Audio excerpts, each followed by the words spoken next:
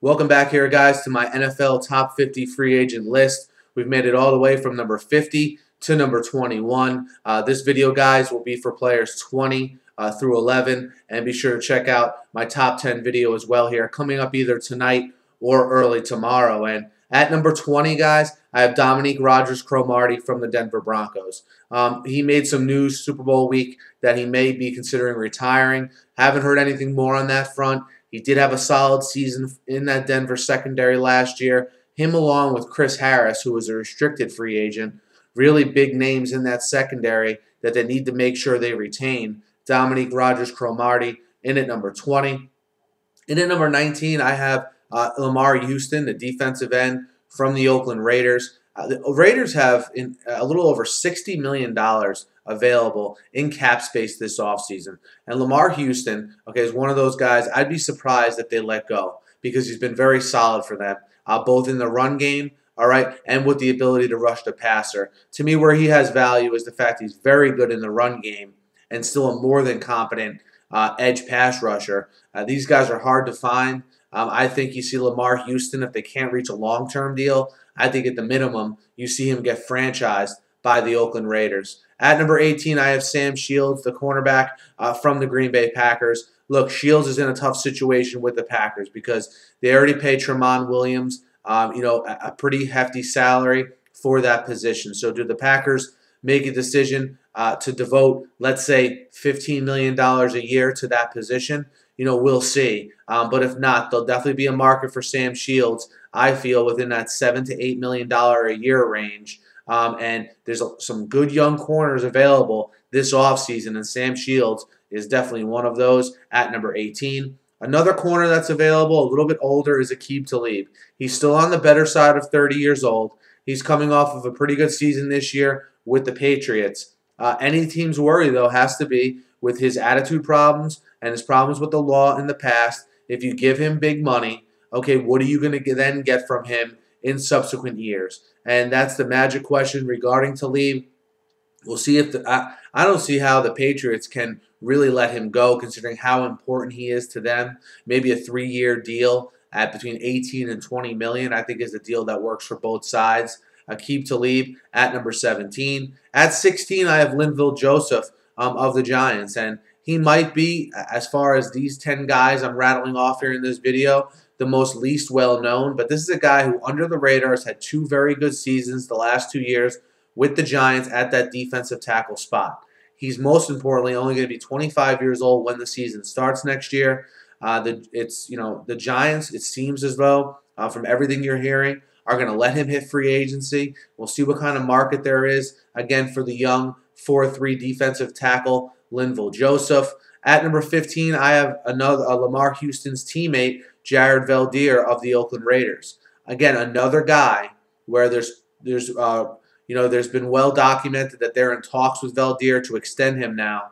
Hurt in 2013, had a very solid 2012. He is a left tackle. And a left tackle, a competent left tackle, an above average left tackle, you don't just let walk out the door. Look for a deal between Veldheer and the Raiders to get done here before free agency. And if he hits the market, he'll be well in demand. You can bet that. At number 14, I have Michael Johnson, the defensive end from the Bengals. Look, the Bengals franchised him last year and basically gave money they would have given to him to Carlos Dunlap. They extended Geno Atkins. So I don't see any way he's back in Cincinnati, even though Cincinnati does have cap room. I think you see him move on. He's a guy who only had 3.5 sacks last season, but double-digit sacks in 2012. Again, a guy who is good against the run as well, but even a way better pass rusher than he showed last year. Again, on the right side of 30 years old. He's going to be a guy who's going to cash in, I think. After you get through, the Greg Hardys of the world, he'll be in that second level there. Still probably demanding a contract in the $7-8 million a year range, I think, minimum. Michael Johnson from the Bengals.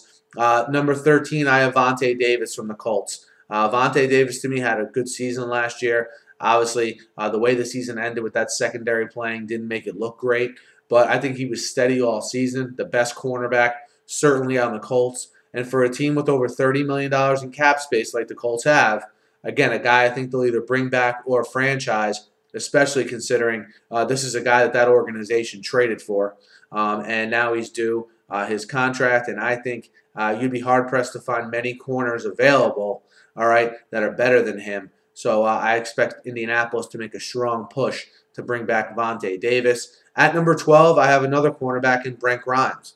Look, Brent Grimes goes to Vontae Davis's former team, the Dolphins, last year on a prove-it contract, and he did more than prove it. You can make an argument that Brent Grimes is one of the top 5 cornerbacks in the league. He's really solidified the back end of that Miami defense that kept them in a lot of games for an offense that I don't think scored over 30 points in one game this year. So, look, Brent Grimes is a guy that the Dolphins would be crazy to let walk out the door. Even if they have to franchise him, which I know both sides don't want, according to reports, there's no way I feel Brent Grimes is on another team next year because of how valuable he was to the Dolphins. But if he gets on the open market, there'll be plenty of suitors, as with a lot of guys in this 10 here. At number 10, I have Michael Bennett from the Seahawks. Look, Michael Bennett proved his worth. I mean, again, another guy, because of health concerns, playing on a prove-it contract. He gets 8.5 sacks during the regular season, is dominant in the playoffs.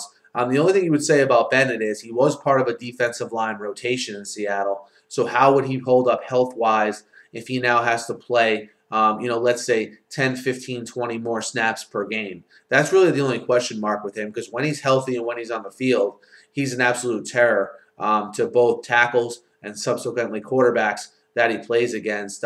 Be interesting to see if Seattle decides to bring him back. They have a lot of guys here that are going to be due extensions in the next couple of years, whether it's a Richard Sherman, whether it's a Russell Wilson down the road, guys like this. So, do they cut Chris Clemens to make room for Michael Bennett? All this will be decided, but look, Michael Bennett will have a market if he does hit it, and he comes in on our list at number 11. Guys, let me know what you think of this 20 through 11 here on this list. Be sure to hit me up in the comments. Hit me up on Twitter as well.